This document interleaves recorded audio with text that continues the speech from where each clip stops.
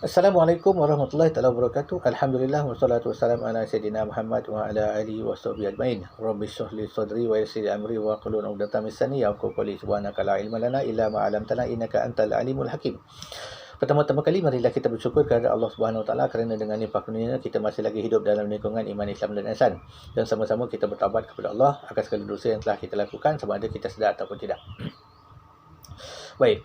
Pada video yang lalu saya telah menjelaskan apakah hakikat jazbah, ya.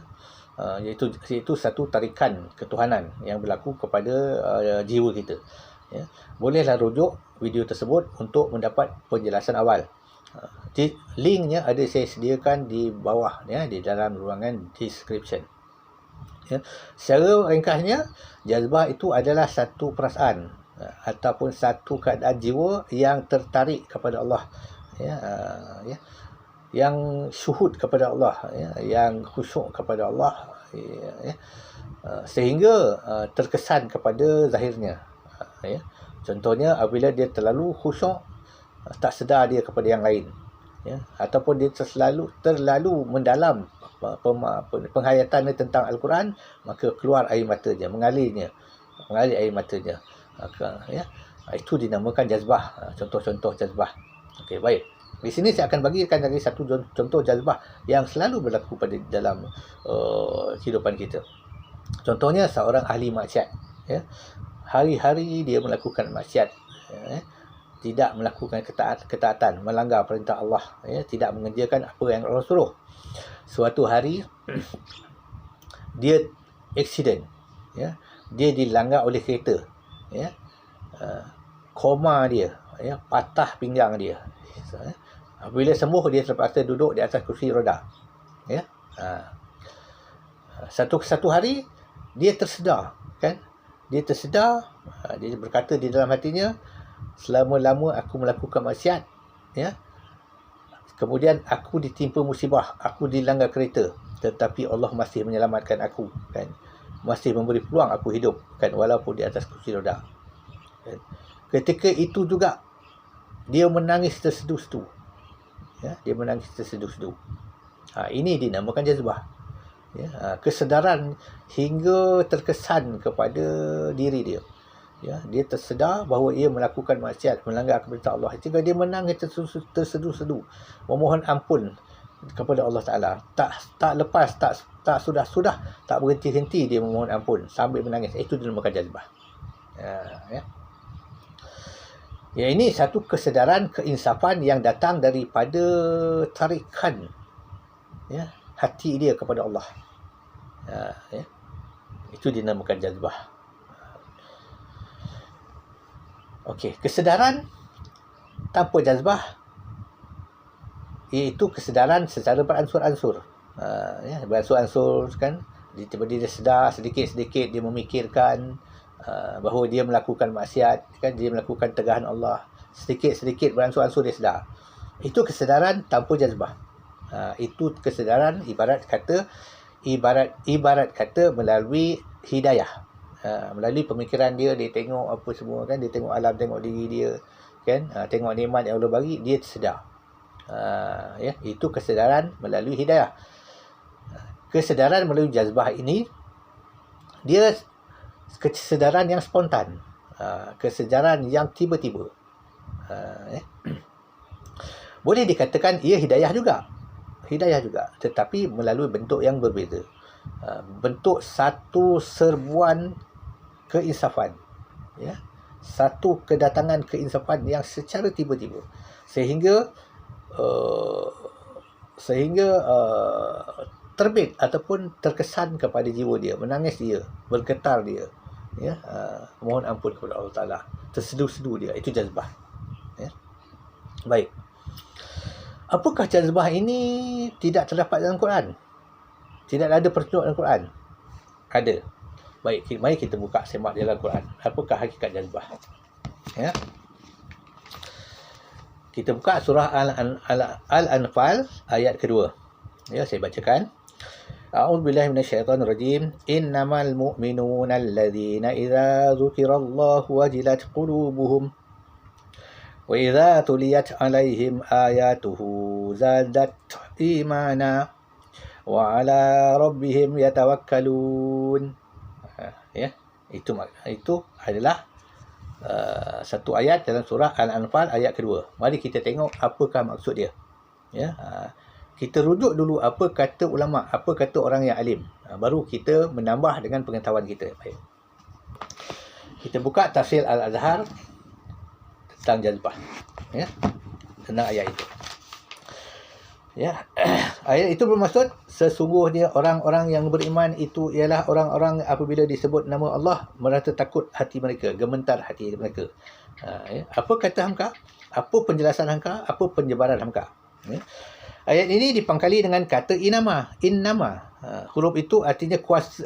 Untuk huruf itu di dalam kuasa artinya dalam bahasa Arab dinamakan alat pembatas. Ya. Sebab artinya yang agak tepat di sini ialah tidak lain ataupun cuma hanyalah ataupun sesungguhnya. Maka kalau ada orang yang mengaku dirinya beriman, kalau orang ada mengaku dirinya beriman, menurut ayat ini belumlah diterima imannya itu, belumlah dihitung ikhlas. Kalau hatinya itu belum bergetar dengan mendengar nama Allah disebut orang. Apabila nama itu disebut, terbayanglah dalam ingatannya orang beriman itu betapa besar, maha besarnya kekuasaan Allah. Mengadakan, menghidupkan, mematikan dan melenyapkan. Dan ingatan kepada Allah itu bukan semata-mata kerana sebut. Bukan mata-mata sebut. Melainkan kerana melihat bekas kuasanya. Maka merasa takutlah ia kalau-kalau usianya akan habis padahal belum melaksanakan apa yang diperintahkan Allah.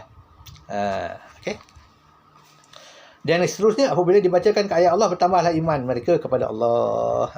Dia kata, ya, mendengar nama Allah, ya, jantung hati mereka bergetar kerana takut.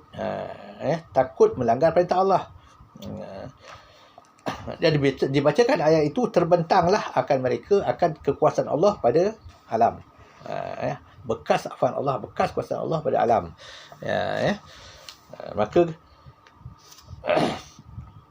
Maka gementar hatinya seperti ayat yang di atas. Itu kata hamka. Kita rujuk dulu. Baik. Apa kaitan dengan jazbah? Yang seperti saya katakan tadi, sangat berkaitan. Kerana apa? Apabila datang kesedaran, serbuan kesedaran dalam masa yang spontan, maka di situ bergetar hatinya, meleleh air matanya. Kerana kerana sedar akan Allah Ta'ala itu maha besar.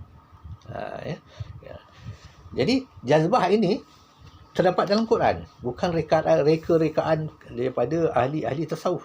Cuma istilah itu diberikan atas nama jazbah ataupun jizbah. Itu istilah untuk menjelaskan tentang hakikat ayat ini. Hakikat orang beriman itu apabila disebut nama Allah, gementar hati dia. Gementar hati dia. Ya Allah, kata. Allahu Akbar. Tersebut daripada mulut dia, Allahu Akbar. Itu jazbah. Jazbah ini bukannya perbuatan asalnya perbuatan tubuh, tak. Ini bukan. Dia asalnya pekerjaan hati, ehwal hati. Ehwal jiwa. Dia akan pergi kepada tubuh. Jadi ia bukan perbuatan tubuh pada asalnya, tetapi perbuatan itu, tubuh itu adalah terkesan. Ehwal tubuh itu adalah terkesan daripada keadaan jiwa. Hati itu. Keadaan hati yang spontan. Merasakan kebesaran Allah. Itu dinamakan jazbah. Tidak dinamakan jazbah apabila orang itu tengok, dia melihat kepada alam, dia kata dalam hati dia, maha besar engkau. Engkau memang maha besar atas ilmu. Dia mengetahui Allah Ta'ala itu maha besar atas ilmu yang disebut dalam Quran. Itu bukan jazbah, itu ilmu. Kita tidak menafikan ilmu itu. Sebab ilmu itu, ilmu tentang kebesaran Allah, sedar atas kebesaran Allah, itu adalah tersebut dalam Quran. Itu adalah itikad yang mesti kita jazam ataupun kita tetapkan. Dalam istilah tauhid, memutuskan bahawa inilah itikad yang benar. Memutuskan bahawa inilah itikad yang benar. Bukan itikad yang putus, bukan putus itikad, ya. Seperti mana kata dalam grup-grup WhatsApp, itikad yang putus itu maknanya itikad yang terlepas ataupun batal. Tidak. Arti kata lain, jazab itu kita memutuskan bahawa inilah itikat yang benar. Jadi dia tengok. Itu belum dikatakan jazbah. Ya. Apabila dia tengok alam ini, tiba-tiba tergetar hati dia. Ya Allah, besarnya engkau. Ya Allah, maha agungnya engkau. Menangis dia, bergetar tubuh dia. Itu dinamakan jazbah. Ya. Jadi jazbah ini bukan rekaan. Bukan rekaan. Ya. Ini bermaktub dalam Quran. Dan kebanyakan orang akan mengalaminya, walaupun dalam bentuk yang sedikit. Ya. Jadi naklah kita faham, ya, jazbah itu apa. Ya, jazbah selepas jazbah ini dia akan beralih kepada zauqiyah. Itu lagi hebat. Zauqiyah ini sampai terloncur dalam mulut dia, terpekik dia, Allahu Akbar. Itu zauqiyah. Kemudian dia akan masuk ke dalam lagi syuhud, menyaksikan dengan mata hati pada keadaan zauqiyah, pada keadaan jazbah, menyaksikan, ya, Allah menyaksikan akan hakikat Allah Ta'ala yang laisa kamitslihi syai'un. Ya. Ini ehwal perjalanan rohani. Ini bukan mainan akal ataupun ehwal akal, tidak. Ya. Jadi hendaklah kita faham apakah itu jazbah, ya, supaya kita tidak tersesat ataupun tidak tersalah dalam memahami apakah yang dimaksudkan oleh ulama sufi yang muhakkikin. Ya. Jadi dalil jazbah itu ada di dalam surah Al-Anfal, iaitu firman Allah Ta'ala yang bermaksud sesungguhnya orang beriman itu ialah orang yang apabila disebut nama Allah gemetar hatinya, dan apabila dibacakan ayat Allah bertambah-tambah keimanan dia, ya, bertambah keimanan dia, bertambah yakin dia kepada Allah SWT. Ya. Jadi sekianlah dulu, bila taufik wal hidayah. Assalamualaikum warahmatullahi wabarakatuh.